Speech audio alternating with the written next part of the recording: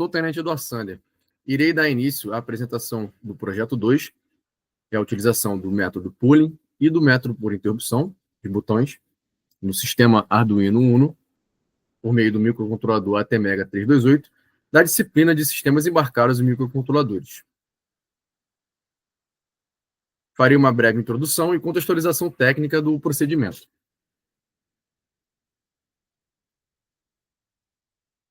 O objetivo do projeto é comparar dois métodos de detecção de eventos em sistemas com microcontroladores embarcados, o método pooling e a interrupção externa. O método pooling, ele utiliza, no nosso projeto, uma função loop, na qual lê o botão repetidamente e detecta a transição de high para low, alternando o LED. Depois, executa uma tarefa pesada. Essa explanação será mais aprofundada logo após a minha apresentação pelo Tenente David. E o método de interrupção é o método que é a detecção de botão delegado a uma interrupção externa, um handler, com o comando press ISR, onde ele acende um LED quando o pino PD2 é ativado pela borda de descida. O objetivo principal é identificar os elementos de hardware e software utilizados, justificar as escolhas de pinos e discutir o método de detecção de eventos. Prosseguindo.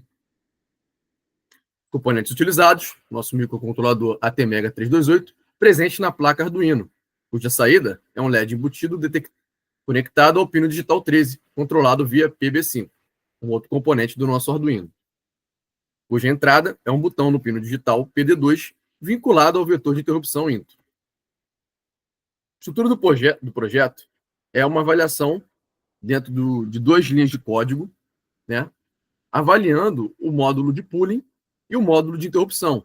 O módulo de pooling, na qual é feita uma verificação contínua do estado do botão, e o módulo de interrupção, que é uma rotina disparada quando o botão é pressionado. Com isso, construímos dois módulos, um utilizando o pooling para verificar o botão e outro com interrupção externa, configurada para disparar uma rotina quando o botão fosse pressionado. A seguir, cada módulo será explanado por cada um dos integrantes do grupo. Irei passar um breve vídeo demonstrando visualmente, né, ilustrando como são esses dois métodos. Método pooling, funcionam em loop ininterruptamente, e o método por interrupção, na qual ele para executar uma tarefa pesada, né, e prossegue assim com o funcionamento do sistema.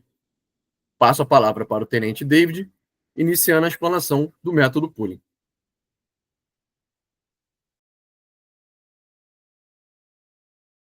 Sou o primeiro tenente David Castilho e darei continuidade à apresentação do trabalho falando sobre o mecanismo número 1, o método pooling. Neste modelo, o programa ele vai entrar no loop contínuo, onde ele vai verificar constantemente o estado do botão.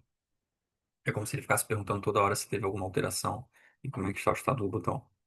Nós utilizamos para a programação a função digital read com input pull-up e adicionamos um debounce de 20 milissegundos, que serve para evitar múltiplas leituras indevidas, ou de uma forma mais simples, ele vai tentar evitar, minimizar, né, os efeitos de ruído de quando o botão ele é calcado. Quando o botão ele passa de high para low, a função digital write ela vai alternar o estado do LED. E no final da programação, nós simulamos uma tarefa pesada com um delay de 250 milissegundos dentro do loop que vai representar uma carga de processamento. Durante esse tempo, o microcontrolador ele estará ocupado e pode ser que ele perca algumas pressões do botão. Vamos passar agora à leitura do código linha a linha para explicação. A linha 1 e 2, como podemos ver com o cursor, ela guarda os números dos pinos 13 para o LED e guarda o número do pino 2 para o botão. A linha de número 3, ela guarda o último estado do botão. Começa com high porque o pull-up deixa o pino em um nível alto quando ele é apertado. Na linha de número 5, a gente configura o pino do LED como saída, e na linha de número 6 a gente configura o botão como entrada com resistor pull-up interno. A linha de número 9, a gente lê o estado atual do botão. High se ele estiver solto e low se estiver apertado. Na linha de número 10, é um condicional que vai detectar se o botão ele acabou de ser apertado, ou seja, mudou de high para low. A linha 11 ela vai falar do bounce de 20 milissegundos, que já foi explorado anteriormente. Na linha de número 12 é um outro condicional, que vale de novo para confirmar se o botão ele ainda está apertado. A linha de número 13, o digital write, ela inverte o estado do LED. Se estava ligado, ela apaga, e se estava apagado, vai ligar. A linha de número 16 atualiza o último estado do botão, e a linha de número 18 é a tarefa pesada de 250 milissegundos, como foi dito anteriormente. Encerra-se a explanação do mecanismo 1, método Pooling, e passa a palavra ao primeiro-tenente Felipe Pereira, que vai falar sobre o mecanismo 2. Eu sou o primeiro-tenente Felipe Pereira e eu vou dar prosseguimento à apresentação. No mecanismo 2, utilizamos a interrupção externa no pino PD2.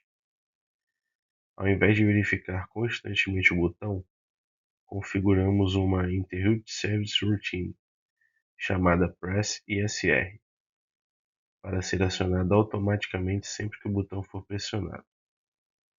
Uma boa forma de entender isso é imaginar que um microcontrolador está trabalhando normalmente, como se estivesse escrevendo um relatório, e de repente o telefone toca. Ele interrompe o que está fazendo, atende a ligação e depois volta exatamente de onde parou. Essa é a lógica de funcionamento de uma interrupção. Ela pausa a tarefa atual para atender um evento importante, sem precisar ficar perguntando o tempo inteiro se o telefone tocou. O que acontece com o pooling. A detecção foi feita na borda de descida, no Falling Edge, usando a função attach_interrupt, com argumentos corretos. Ao contrário do pooling, o microcontrolador pode continuar realizando outras tarefas, como delays ou cálculos, e ainda assim responder instantaneamente ao botão. Além disso, utilizamos referências diretas ao datasheet ATmega 328 para compreender os registradores EICRA, EIMSK e EIFR, que controlam o funcionamento das interrupções. Também analisamos o mapeamento interno do pino digital 13 com PB5 e a sua manipulação via porte B. Esse módulo ele nos mostra como as interrupções permitem uma resposta mais eficiente e precisa do sistema. Eu termino aqui minha breve apresentação e agora eu passo a palavra ao primeiro-tenente Monsores. Bom, eu sou o primeiro-tenente Monsores e vou dar continuidade à apresentação do nosso trabalho, que foi escolhido o projeto 2, né, para nós trabalharmos em cima dele. E como já foi apresentado pelos meus amigos anteriormente, eu vou dar continuidade aqui agora à nossa apresentação. Inicialmente foi feita uma introdução ao tema, posteriormente foi feita uma explanação dos dois métodos mais aprofundada.